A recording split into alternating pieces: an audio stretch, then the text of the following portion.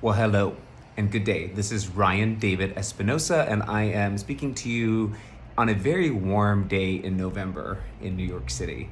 And today I wanted to talk about decisiveness and what that has meant for me in both my personal and professional life. So at times I've had to ask myself, and looking back, whether I was in the driver's seat or whether I was a passenger and being driven. I think this is especially true for entrepreneurs, but definitely depending on what your position is within a corporate setting, but definitely in our personal lives as well. There are times when I feel intuition about going in a certain direction, and whether I make that decisive action to proceed in that direction or not has really depended upon my state. And as I've looked back, there are times when I have not acted upon my intuition or acted upon a direction that I felt strongly to go into for a myriad of reasons. But at times, it was because I was not being true to my own sense of power and making that decision, taking that step, pulling the trigger in whatever that may be.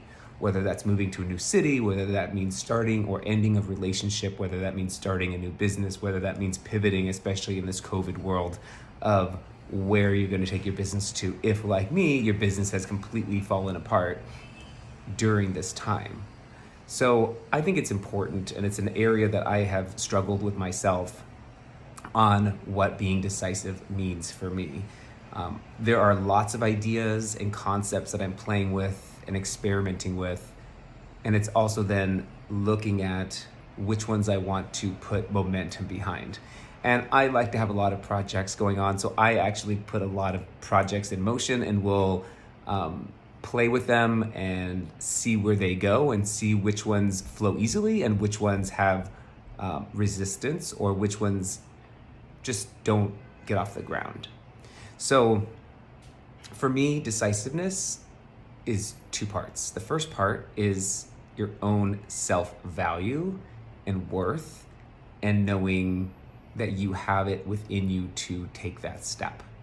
And so the second part of it is whether it makes sense. And a lot of times things don't make sense because they make sense to your heart and not your mind.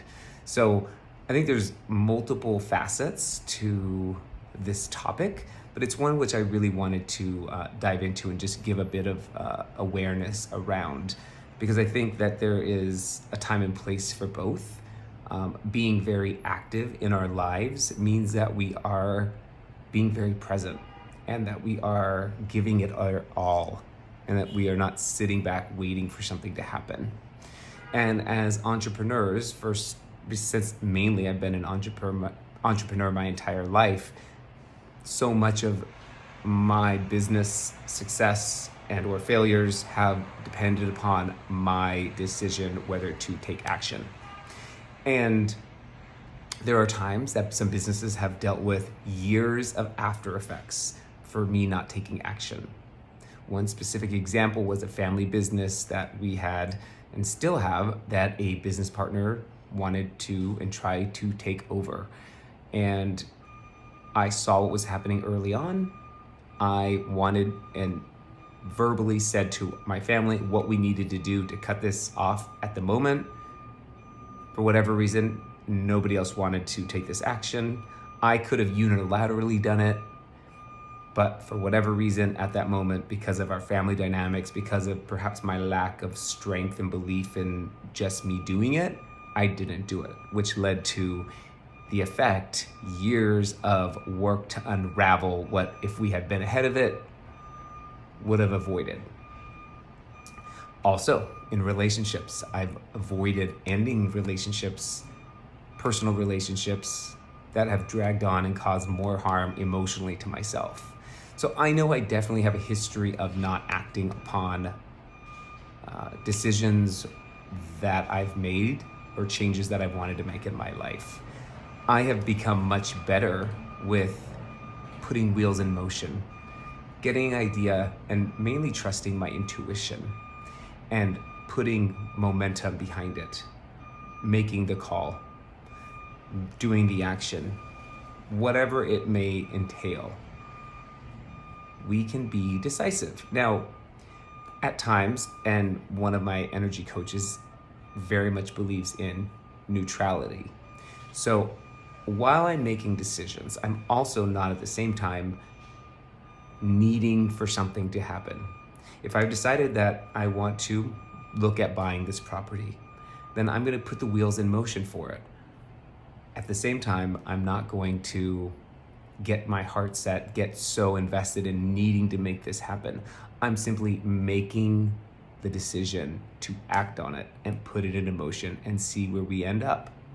So I think that there's multiple things to unravel and unpack, but if we can all look at our own decision making and actions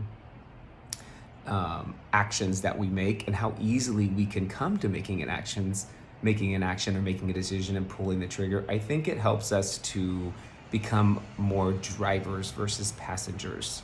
There were many times we would have discussions about where are we going to go eat? What do you want? What would you like to do? And I was very passive. Oh, whatever you think. Sure, whatever sounds good for you. I'm fine. I'm easy breezy. And that became part of my programming, was being go with the flow, easy breezy. And while I still will have a good time regardless of what we do, I'm much more intentional about what do I want. I do have a voice. I do have something to say. I do have a preference. And it's okay to have a preference. It's okay to make the decision. It's okay to be bold and take action. And I think now is the time when all of us, especially in this COVID world, if your business is changing, if you have different values, if you're looking to branch out on your own, look at your landscape, look at what's in front of you, what your possibilities are, and then take action. Be decisive. Put wheels in motion for something that you may want to have happen. And it's easier said than done at times, but at times it's just making that call, putting it out there. Get you more information to realize maybe this is or isn't the path that you want to go down. So I have learned myself through hard lessons at times how to be much more decisive with what I want to create for my life and what my intentions are. And I think the first and most baseline that's all part of this too is, number one, feeling whole, feeling powerful, feeling that you're enough, knowing your worth, using your voice. When you have that confidence in order to do that, it's much easier to pull that trigger. So, of course, everything goes back to your own self-work and your own self-development journey and getting yourself to a place of contentment with yourself, which does not need to be said. But I think it does tie into being decisive and being in the driver's seat of your life, both personally and professionally. So that's what I wanted to talk about today, and cheers and love to you all.